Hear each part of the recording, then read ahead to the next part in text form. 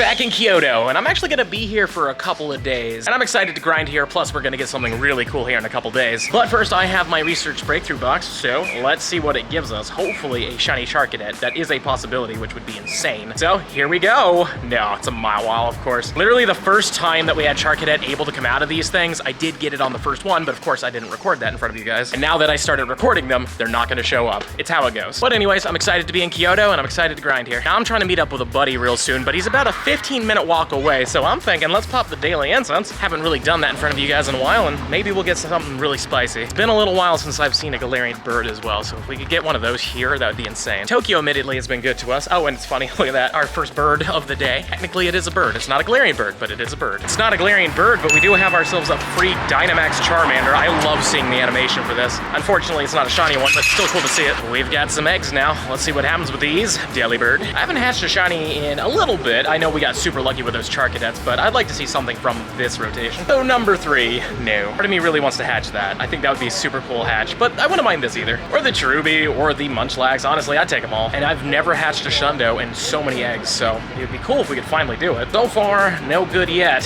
Yep, nothing. How about you? No, but that's our first Munchlax of the batch. Have yet to see a Cherubi though, so this one, no. I thought that was gonna be it for a second. Let's just do a quick thing, though I have something really heavy on my arm, which is making this a lot harder, but it's looking like nothing. I'll try to get more eggs. Of course, we've got Scatterbugs, and we've got a Monsoon here. The Monsoon is a really rare one for me, so it would be really nice, but unfortunately, not it. 204 as well. Once we catch this thing, we should have 2 more encounters, though, and hopefully they'll turn out to be shiny. Just for fun, this Monsoon is fine. 15 attacks, not bad. Here comes the Garden Pattern. This one's from the UK. Are you? Not shiny, sadly. 205. There should be a river after this one, but potentially I may have screwed up on that, but that one wasn't bad. Oh, no, there's the river. 3 in a row. Will this one be it? Ah, third time's not the charm at 204 yet again. Oh, well, can't say we're not trying with these, but I also need to get more gifts, so there's a chance you'll see another encounter very soon. I'm sure you might notice that it's a little later right now than usual, and the reason why is because I've actually been on the bullet train for like 4 hours today. I headed all the way from Sendai to here, so I had to even change trains, though I did get a fantastic view of Mount Fuji on the way over. Like, it was so cool to see it. It's always a treat getting to see Fuji, you know, because usually it's actually covered by clouds quite often, so getting a clear view like that and not actually living there is pretty good. But to be honest with you, right now, I'm getting kind of hungry, and as you look over there and see like those like stops where the rocket stop is and stuff like that, there's some good restaurants there, and also we could lure that spot up, so we can get some apples, just hang out. Honestly, we're not gonna go too hard today, but we might be able to pull something off.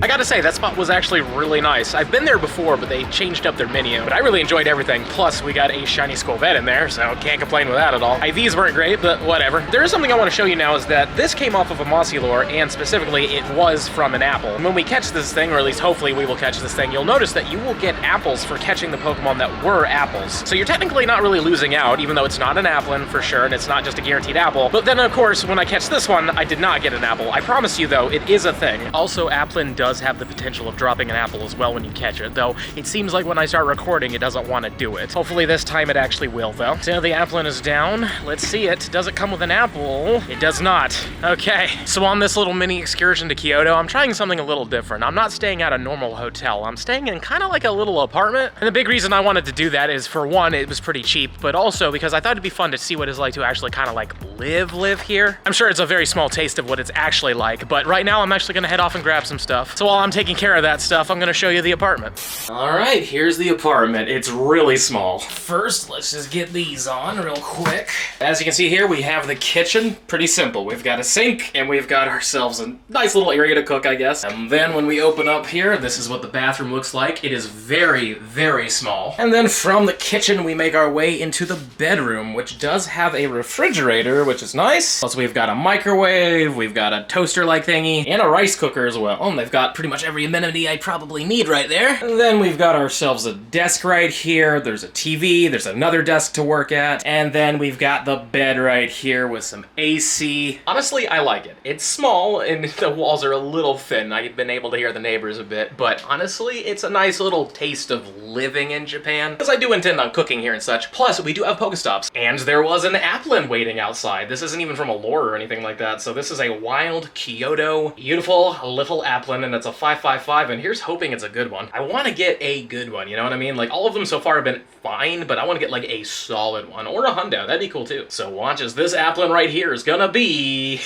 all right. But as you can see, there's plenty of stops and spawns around us, so I'm pretty happy with the place. And if I end up not liking it later, we can always just leave. This was a really cheap place to rent out. It was only like 200 bucks for 6+ days. It's pretty darn good. And also, we've got ourselves not a hundo. I still really want to get one of those. But anyways, that's the tour. Let me know in the comments down below if you would stay in a place like this. It's a little rustic, but I kind of like it. Welcome back, everybody. I will say that apartment is pretty nice. A little rustic, but I'm excited to cook, and I did get a lot of groceries, and yes, they are in a Pokemon bag. The reason why is because they don't give you bags here. Though I will say that burner looks a little rough. Like, honestly, I tried it out, it's a little rough. So if you see a news article that Kyoto burned down, my bad. And the fridge is stocked, and I am very surprised that they even had this. Like, I've been all over Japan, and let me tell you, I never see that until it's like tempura fried. Yeah, all in all, pretty happy with what I found, including this though. I've never actually had this drink before, but it's some sort of like morning coffee. I'd like to try it out. And that's not even everything, really. If you go in here, there's a lot more stuff that isn't refrigerated that I need to get rid of. Or I guess I really should say store, but yeah, I'm looking forward to cooking here. Even though, again, this thing looks just horrifying, but I mean, it does work. We have proven that it works. I don't know why, but every single time I do this, it seems to turn off. There we go.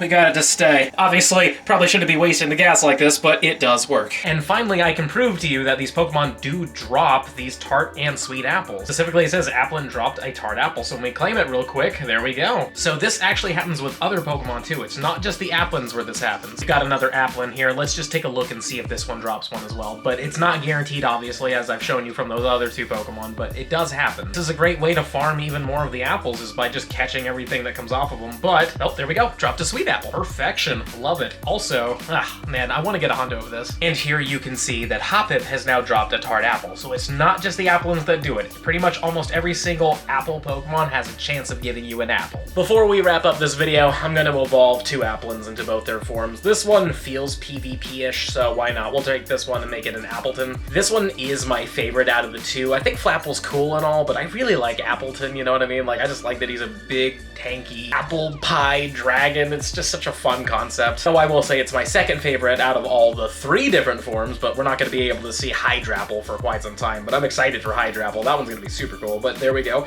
Appleton is in the dex. It's such a fun and weird Pokemon, and pretty decent at PvP from what I've seen. If we were to power this one up all the way, let's just see what would happen with it for PvP specifically. It'd become 1491. That's not terrible. I'm sure it doesn't have the best IVs, but I don't care. It's such a fun Pokemon. I think this 15, 10, 15 can be the Flapple. Why not? We'll get both of them registered to the dex. I don't know if Flapple's really good for anything, but it could be. And worst comes to worst, if it turns out it is really good for PvP or something like that, I'll just end up making one of those in the future for PvP. Because we still have some time in this event to get ourselves some more Applins and such, but you know, Flapple is a fun design, and I do like the shiny. The shiny basically makes them green apples, and it's just such a great concept. So there we go. We've officially evolved both of them and got them to the dex. Smash that subscribe button if you enjoyed today's video, and let me know in the comments down below. How are you doing when it comes down to the Applin candy and the apples and such? And have you gotten some good shinies from this event? Please let me know. And if you're really enjoying the content and you want to see even more of it, I highly suggest this video right over here. But with that being said, I'll see you in the next one.